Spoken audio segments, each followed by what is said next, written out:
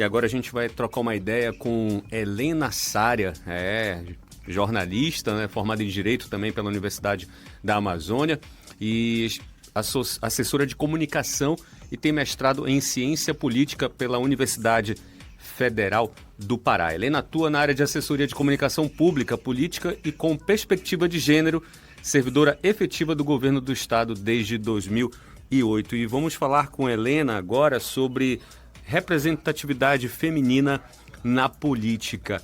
Helena, seja muito bem-vinda à Rádio Unama FM. Muito bacana estar falando de um tema tão importante, justamente nessa corrida eleitoral agora. Bom dia, Rui. Bom dia, meu querido. Muito obrigado pela oportunidade de estar aqui hoje falando de um tema que é um tema muito importante para o nosso pleito eleitoral esse ano e que vai impactar muito na nossa vida, na vida de todas as mulheres, que é a representação política. Perfeito. Quando a gente fala de representação política feminina no Brasil, em especial no Pará, na nossa região amazônica, qual é o cenário atual, Helena? Pois é, amigo, assim, hoje a população brasileira, 53% é formada por mulheres, né? 53%, mais da metade. E a nossa representação não ultrapassa 15% em nenhum estado da federação, com exceção do Pará, que desde 2019 tem aí 25% de mulheres na Assembleia Legislativa, né? De 41 deputados, são 10 mulheres. Então, tirando o estado do Pará, no geral, entre prefeituras e câmaras de vereadores, assembleias legislativas de todo o Brasil, a gente não passa de 14%, 15%. Isso demonstra uma defasagem muito grande em relação ao número de mulheres da população e o número de mulheres que estão ali representando as mulheres no legislativo e no executivo. Então, o nosso cenário é preocupante. A gente estacionou nesses 15% há mais de 20 anos, a gente estava ali entre 12, 13, subiu para 15%, mas a gente não consegue furar esse teto dos 15%. E isso tem muitos impactos na nossa vida. Perfeito. Helena, eu queria fazer só uma vírgula aqui rapidinho, porque estamos com uma obra aqui no campus Unama Ananindeua, né? E houve com certeza uma falha na nossa comunicação. Então, se por algum motivo o ouvinte ouvir barulhos de martelo e maquita, saibam que estamos em obra aqui no campus Unama Ananindeua. Mas voltando para a nossa entrevista, de uma maneira mais ampla, Helena, como é que a falta de mulheres na política afeta a produção da própria política pública para elas? Então, o que a gente olha, olhando para os números, olhando para a história, o que a gente vê, majoritariamente, é que quem produz política para mulheres, majoritariamente são mulheres, né? Então, quando a gente tem, por exemplo, tu tens um deputado que é ligado à área da saúde ou à área do saneamento, tu vês ali que aquele legislador, aquele parlamentar, ele tem uma produção mais forte na área que é a base eleitoral dele. Então, para as mulheres funciona mais ou menos do mesmo jeito. Quando tu tens mulheres em cargos de poder e decisão, em prefeituras, em câmaras de vereadores, em assembleias legislativas, nas governanças, tu vês que existe uma forma de priorizar as políticas para mulheres, né? As políticas feitas por homens parlamentares, prefeitos e governadores, normalmente eles centralizam no combate à violência contra a mulher, que é uma pauta super importante, que é uma pauta prioritária também, mas que não é a única pauta, né? A gente tem aí políticas de distribuição de renda, políticas de saneamento, de habitação, em todas as áreas, porque as políticas de gênero, elas atravessam os temas, né? Ela não é uma área política isolada, política para mulheres está isolada, não é. Ela é uma área que atravessa tudo. Vou te dar um exemplo. Os programas que hoje já estão desaparelhados, como o Minha Casa Minha Vida, o Bolsa Família, são programas de distribuição de renda, são políticas de habitação que trazem a perspectiva de gênero, ou seja, aquele título de propriedade do Minha Casa Minha Vida, ele sai no nome da mulher. O benefício do Bolsa Família sai no nome da mulher. Então, são exemplos de como as políticas de gênero atravessam políticas de outras áreas. Então, o que a gente vê quando a gente tem mais mulheres em espaços de poder e decisão é que essas mulheres, na maioria das vezes, priorizam as políticas para mulheres. Quando tu não tens mulheres nesses espaços, a gente fica órfão, nos falta ali aquela política chegando na ponta. Então, a repercussão é essa que a gente tem. Mulheres desatendidas, mulheres sem proteção, mulheres que não tem ali uma legislação que lhe defenda, que lhe proteja, e isso traz repercussões enormes para a gente em várias áreas. Não tenha dúvida. Mais ou menos por aí.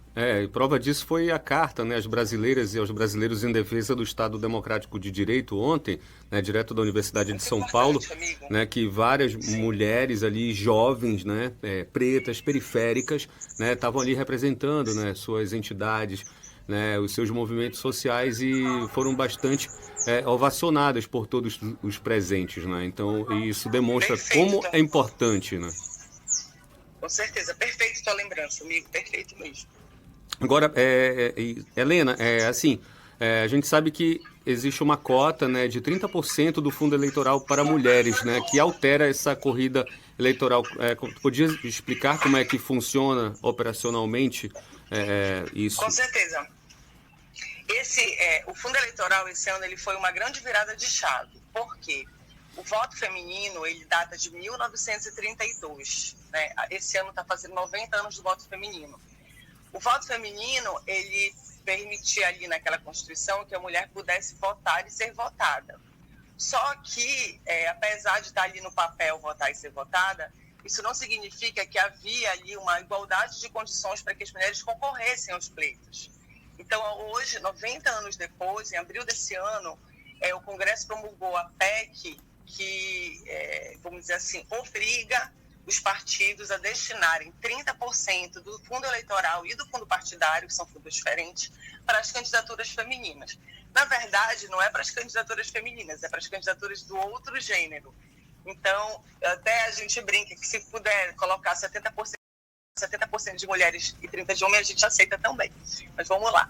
Essa cota dos 30%, ela obriga que os partidos gastem 30% desse recurso com as candidaturas femininas, que reserve 30% do tempo de TV e rádio para a propaganda eleitoral das candidaturas femininas, e inclusive reserva 5% do fundo para um programa, vamos dizer assim, um programa que possa contribuir para a participação das mulheres na política.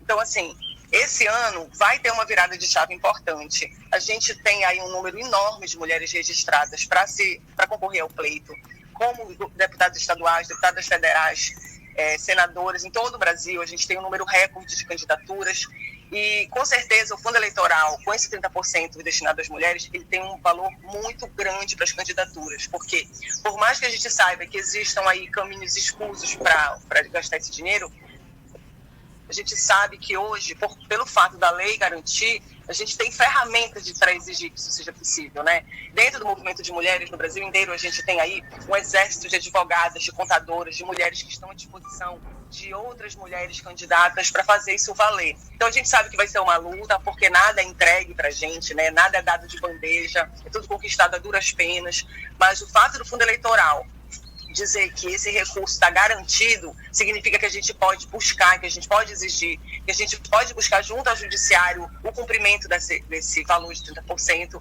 E também uma coisa que o TSE decidiu que é muito importante, é que o dinheiro que não for gasto nesse pleito pode ser usado no próximo, daqui a 2 anos, no que a gente chama de grande campanha, que são as campanhas municipais. Porque se hoje a gente vai trocar 41 cadeiras na Alepa e 17 cadeiras no Congresso Nacional, que é a participação do Pará na Câmara dos Deputados, e uma vaga no Senado, daqui a 2 anos a gente vai trocar 144 prefeituras e milhares de vagas de vereadores. Então é eleição grande, né, de eleições municipais. Então isso significa que o dinheiro que não for gasto agora, ele não vai poder ser gasto em candidaturas masculinas, ele não vai poder ser gasto em outras candidaturas. Ele vai ficar guardadinho lá para a eleição daqui a 2 anos. Perfeito. Então eu acho que o fundo, ele vira uma chave, ele traz uma oportunidade e traz um caminho mais claro para as candidaturas femininas.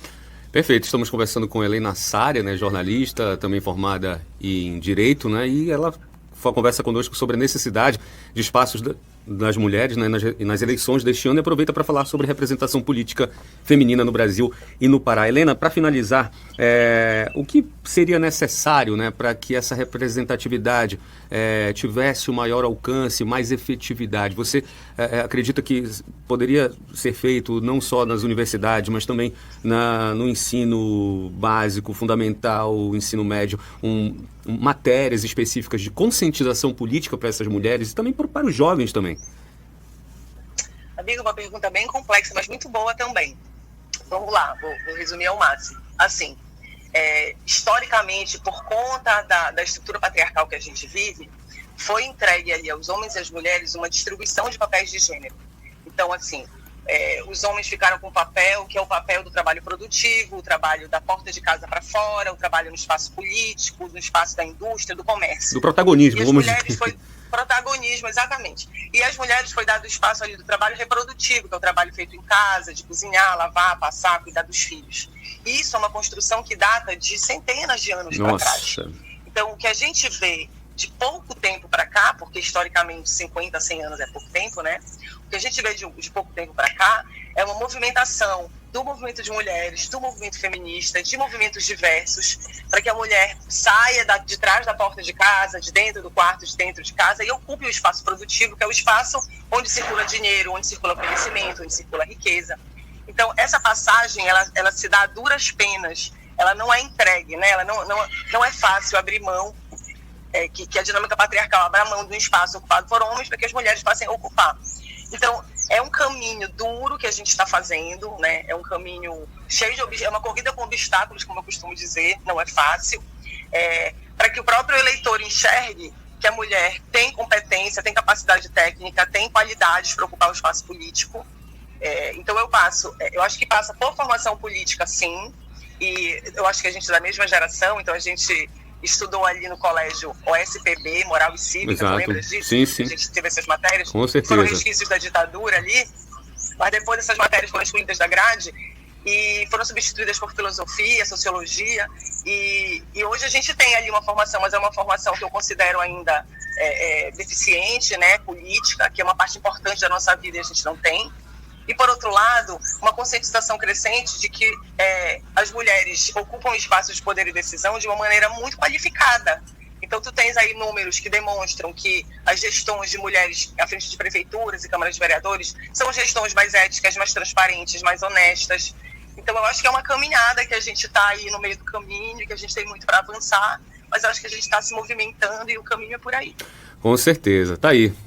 Conversamos então com a jornalista, cientista política e pesquisadora da área de gênero, Helena Sária, que já está nessa luta aí em defesa da representatividade feminina no Pará, no Brasil, na Amazônia em especial, já há algum tempo. Conversando conosco aqui no Energia 105. Helena, eu queria te agradecer por trazer à luz, né, da nossa reflexão, né, esse tema tão importante, né, porque sabemos que essas mudanças são fundamentais, não especificamente somente na área de gênero, mas para toda a sociedade. Com certeza, amigo. O caminho da democracia é esse, o caminho da equidade.